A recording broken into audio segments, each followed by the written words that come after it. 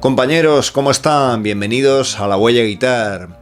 Hemos escuchado en más de una ocasión a artistas, a grupos en su momento de mayor éxito, quejarse de cómo habían resultado las cosas, haciendo grande esa frase que suele decir lo de ten cuidado lo que sueñas porque puedes llegar a conseguirlo. Uno de los casos más claros está en el disco Nevermind de Nirvana, un disco que no solo obtuvo un éxito increíble e inesperado, sino que cambió seguramente la cara del rock. Lo cierto es que el grupo, en cuanto oyó el disco mezclado, pues enseguida en sus declaraciones dejaron claro que no estaban nada contentos, que les parecía que había quedado demasiado producido, y seguramente con mala sangre decían algo así como que parecía un disco de Motley Crue. En este vídeo vamos a hablar de qué es lo que pasó en esos 2 años desde la publicación de su disco de estreno, Bleach, hasta el megafamoso Nevermind, y ver por qué cambió tanto su sonido de guitarra, su estilo y por qué dejaron de ser lo que en principio parecía una banda de auténtico metal. Vamos a verlo.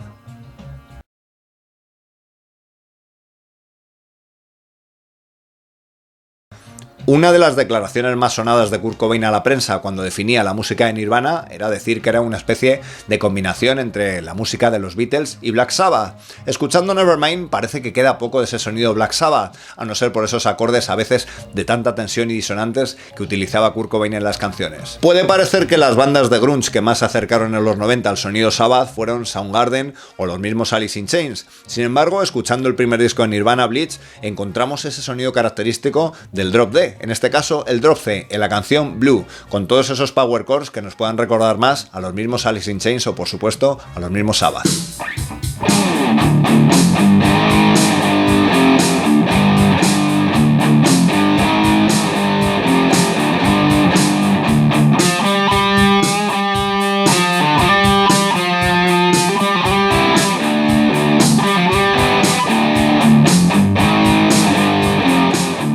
Desde luego el sonido de este riff, de esta canción, que recordemos está tocado en drop C, dista mucho del sonido de guitarra que luego escucharíamos en Nevermind. Si escuchas una canción como Paper Cuts, pues encuentras otra vez esas disonancias características del estilo del metal, ¿no? Con esa quinta bemol, pues que hace que el sonido sea muy muy tenso. Y esos tempos bajos, pues nos vuelven a recordar otra vez a los Black Sabbath.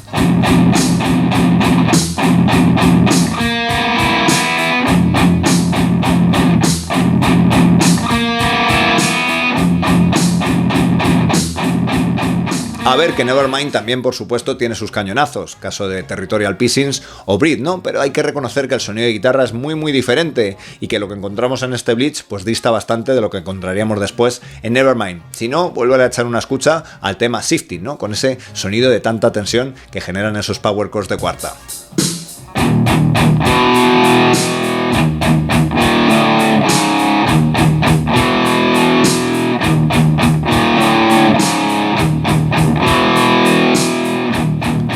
Lo cierto es que, como seguramente sabrás, Kurt Cobain pues había sido un fan del género, un fan del metal, y cuando escuchas una canción como Love Buzz, pues nos puede recordar muchas de esas melodías características frigias de un grupo como Iron Maiden.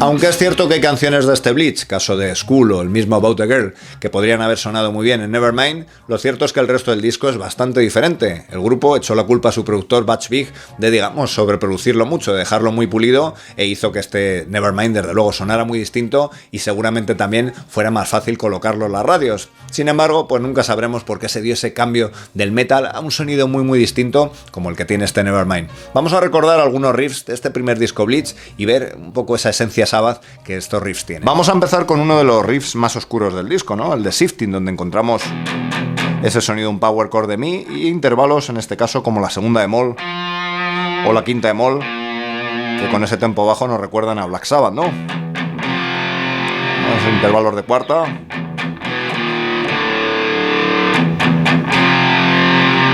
Encontramos ahí, como digo, esa tensión de esa segunda bemol en parte de ese acorde Fa, y luego la continuación con esa quinta bemol añadida ahí, ¿no? Desde luego un riff con un sonido bastante tétrico, ¿no?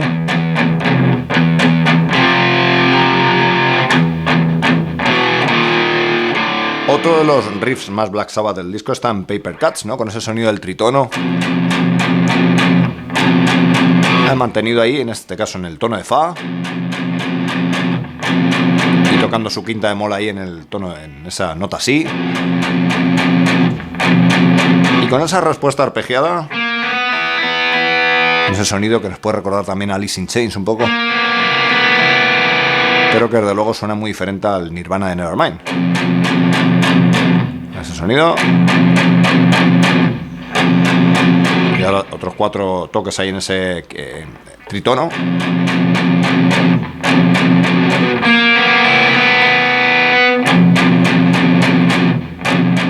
Otra canción que les acercaba al estilo del metal es Love Buzz, donde encontramos un sonido frigio característico, ¿no? Escuchamos al bajo meter esa línea que después va a hacer la guitarra, utilizando en este caso la escala frigia en el tono de la, es decir, la frigia dominante,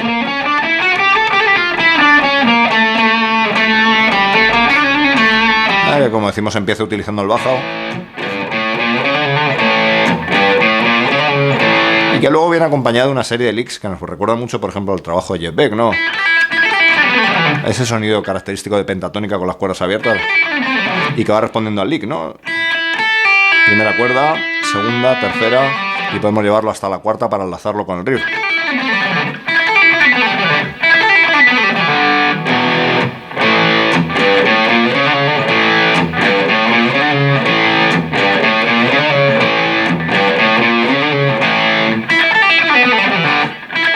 Con nuestra sexta cuerda en el tono de re podemos tocar riffs como los de Blue, ¿no? Con ese sonido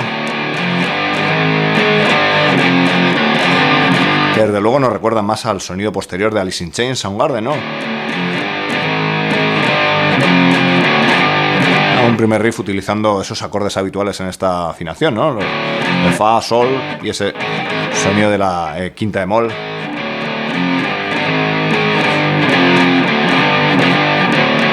Con esa facilidad que nos da la sexta cuerda en re, ¿no? Escuchamos en la melodía posterior